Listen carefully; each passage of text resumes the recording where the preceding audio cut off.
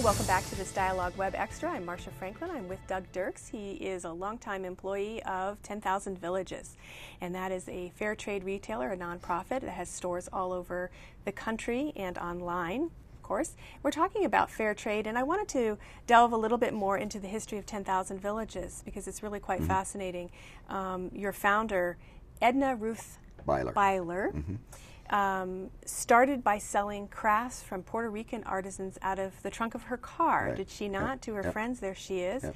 And that's generally credited with being the beginning of what then became another company, and then 10,000 Villages, and Yes. kind of the start of the fair trade movement in the United States, is it not? That's right. Yep. Yeah, so what was the impetus, because it really picked up steam in the 60s? Was it part of the social movements that were happening at the time, this idea of fair trade? Is that really when its Yeah, I genesis think came? so. What were people, Yeah. what was wrong that people were seeing that they wanted to change? Well, I think people started to travel to places that we call the third world or so-called developing world, and noticed that there was just lots of poverty. And in Mrs. Byler's case, I mean, she met farmers' wives in Puerto Rico, and she noticed they were doing embroidery and were very intent on getting it done. And she asked them, "Well, why are you working at this embroidery so hard?" And they said, "Well, we'd like to earn enough money to send our girls to school." And so Because she we kept, forget that in other Yeah. countries they have to pay to go to Yeah, school. yeah. Anyway, I mean, well, yeah, they had to have a uniform. They had to buy their own school supplies, and they needed to pay a school fee, and they couldn't afford that. When she asked, well, why can't you afford that? They said, well, as farmers, we earn enough money to feed ourselves and a place to live, and usually we have enough money to send the boys to school. And I mean, we may not like that, but that was, they get to go first. And we don't have enough to send the girls. And so Mrs. Byler was sitting there and said, well, okay, maybe I can help. I mean, I can buy their embroidery. And so she took some home with her in her suitcase and sold it. And the legend is she put a $100 bill in an envelope and sent it back. You could send money in the mail those days. And she got more embroidery. And she happened to be a volunteer with Mennonite Central Committee, and Mennonite Central Committee has programs all over the world working with poor people. And so she was able to travel to Kenya and to India and to the Middle East, and pretty soon her basement was full of this stuff that she had bought from artisans all over the world. And eventually Mennonite Central Committee said to her, well, what you're doing, Edna, is a really good thing. Maybe we should make this an official program. And that grew into 10,000 Villages today. And in essence, we're still trying to do the same thing. And people in England with Oxfam, in Germany with GEPA, in Japan with a group called Shop Lanier, and all over the world, started similar kinds of organizations in the 60s and the 70s. Talk a little bit about the Mennonite emphasis and the Mennonite values that you feel still are carried out in 10,000 Villages. How important is it that it is a Mennonite organization? Things that are really important is we believe that the Bible tells us that if you happen to be relatively well off, you have a responsibility to share that with people who are less fortunate. And so at 10,000 Villages, that's what we're trying to do. I mean, we happen to live in a place where we earn relatively good incomes. We have more money in our pocket than we really need. We don't spend it all on food. In fact, we spend a really low percentage of our income on food compared to most of the rest of the world. And so 10,000 Villages is just a way of saying, okay, we're fortunate, we're not sure why, let's take some of that money and try to make sure that good work is done with it and it benefits people who are less fortunate. And is the idea with the name 10,000 Villages that one day you'd be in 10,000 Villages? Is Well, that how we probably are already. Already? We changed our name from Self-Help Crafts to 10,000 Villages in 1996. And we thought Self-Help Crafts was a really good name because we were helping craftspeople to help themselves. So Self-Help Crafts. But I remember talking to customers who would come into our stores and they would say, I never visited your store because of your lousy name. Crafts? And then I asked, especially Or men, self-help. and I ask them and they say, I don't need self-help, but I don't do crafts. Why would I come and visit you? And so we started talking to people about, well, what should our name be?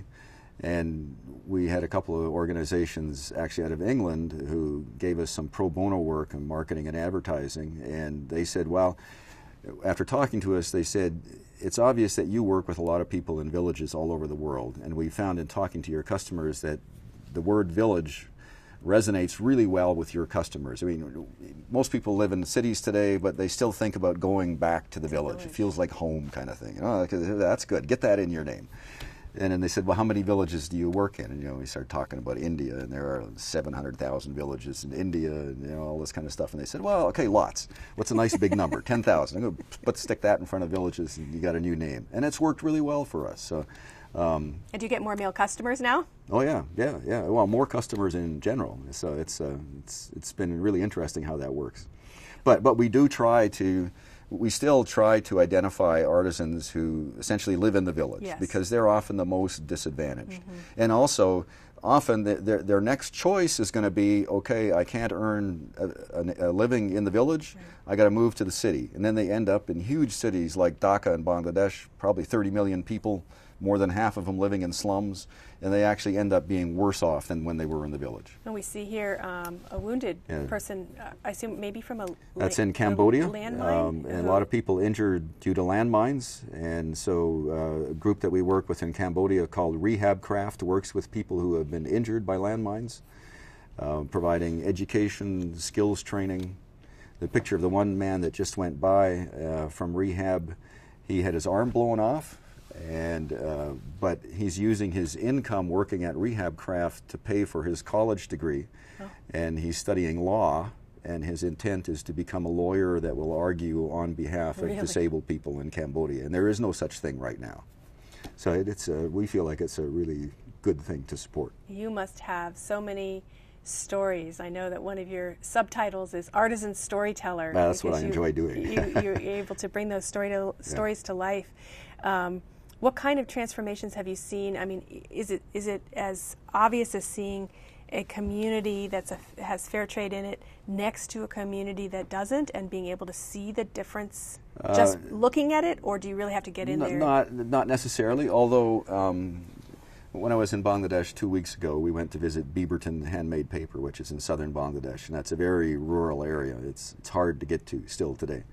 But Beaverton is a handmade paper workshop that employs about 100 women, and they make books like this. This is covered in fabric, but it's handmade paper inside, made out of water hyacinth fiber. And water hyacinth is a weed that chokes the waterways, and so it's one way of cleaning the waterways out. So they're not using wood or anything like that. They're using a plant. Yeah, so they're using rice straw, wheat straw, water hyacinth fiber, hemp fibers, jute fibers, all kinds of stuff like this. It's stuff that's renewable, stuff that's junk to other people.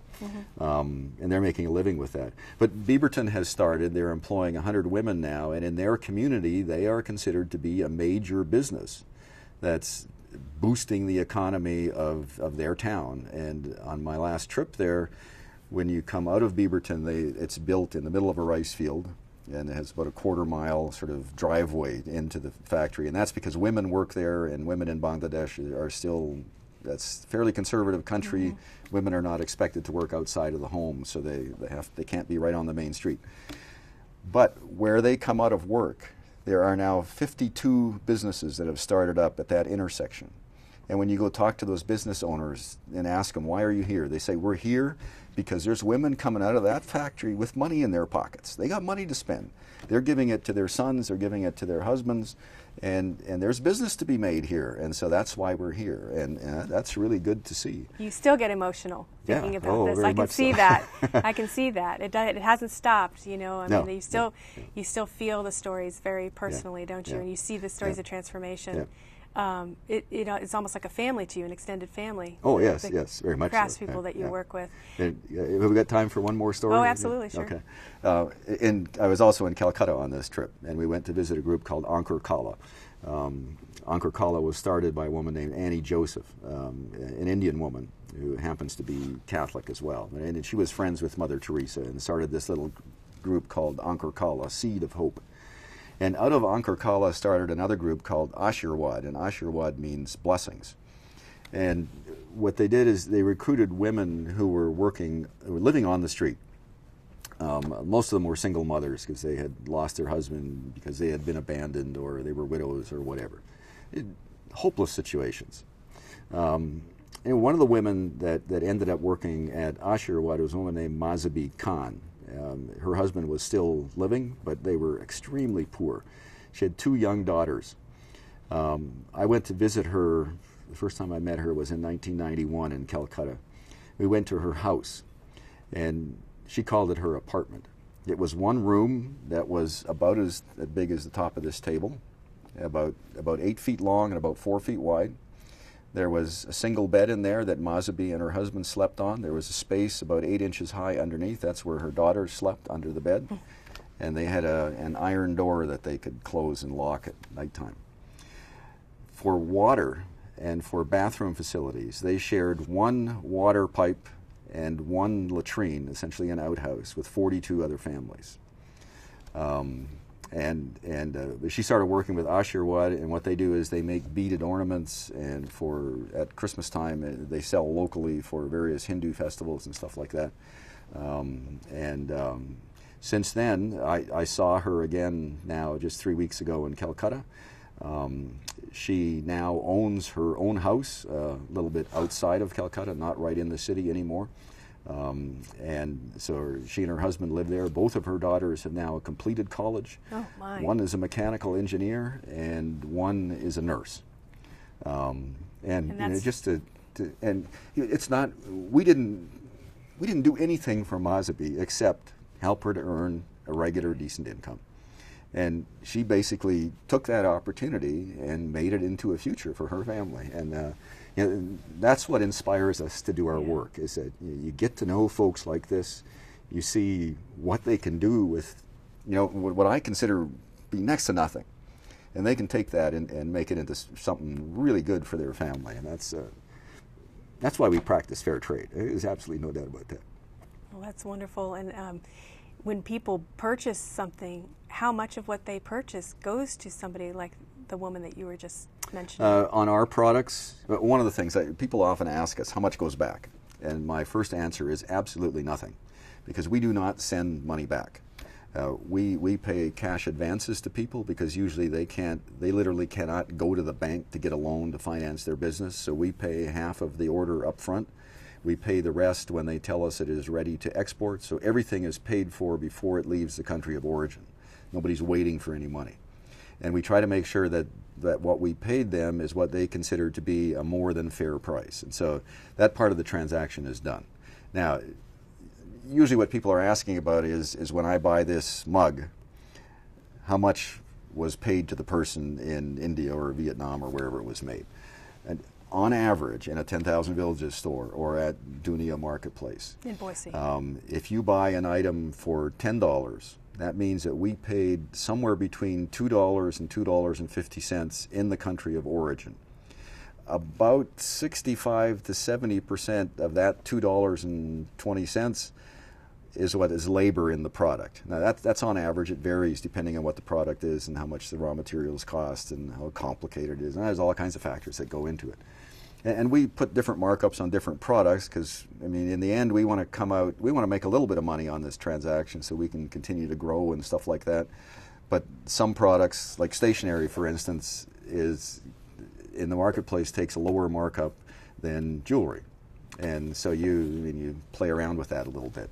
Some people say, that seems like a pretty high markup. That's 4 or 5 times what you pay in India or Bangladesh.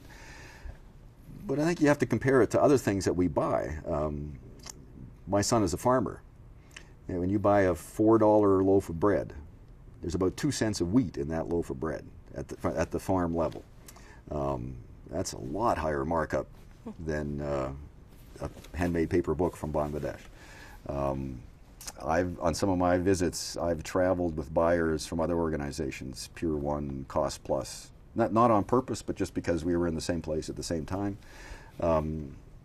When their buyers are looking at an item, they're generally looking at a markup that's 2 to 3 times as much as we are.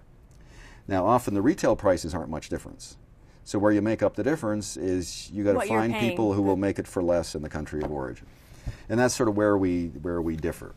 Right. So can they put fair trade on their products? I mean, at a certain point. Well, if they would buy from the same organizations as we did, yes. And I would like to see that happen. The problem is they probably wouldn't be able to make enough profit margin to keep their shareholders happy. That's where the rubber hits the road. And if I'm in an agreement with you as an artisan with 10,000 villages, how long is that agreement? When can I renegotiate it, or if I want to go to another buyer? Yeah, in fact, we encourage the people that we buy from to sell to as many other people as they can. Because if you rely on one customer, that can be really dangerous. We don't know what our marketplace is going to do next year.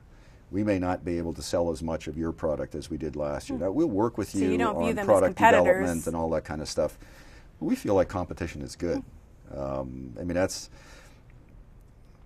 not really something to be afraid of. I mean, it's in fact, if another store opens up in the block that's also a fair trader, I think that's a good thing. That means there's more market for that kind of thing. Probably help us be a better organization. As we wrap up, I know that one of the things that you like to do when you come into a community like this is to talk to business students, aspiring entrepreneurs or business owners. What is the message that you share with those students? Well, we were at a class at Boise State this morning, and basically what I like to say is there are many different ways to do business. I think we should think about treating the people that we work with, whoever that is, wherever that is, think about them like we think about ourselves. How would we want to be treated? Do the same thing with them. And the other thing I challenge people to do is, I mean, if you're in university and studying, you're thinking about your career, you're thinking about what kind of job. A lot of people have a little bit of entrepreneurial spirit. I mean, when you leave university, think about starting a fair trade business. Think about working in a fair trade business. If you're going to go work for another company that isn't doing fair trade, think about figuring out how to encourage them to do some fair trade. I mean, there's lots of different ways to get involved in this kind of thing, and most people want to make the world a better place, and university students probably more so than most of us. They're a little bit idealistic still, and maybe we can push them in the right direction. Well, thank you very much for staying for this Web Extra. You've been listening to Doug Dirks. He's with 10,000 Villages. That's a fair trade nonprofit retailer that has stores all over the country. If you'd like to learn more about fair trade and 10,000 Villages, check out our website. Go to idahoptv.org and click on Dialogue. For Dialogue, I'm Marcia Franklin.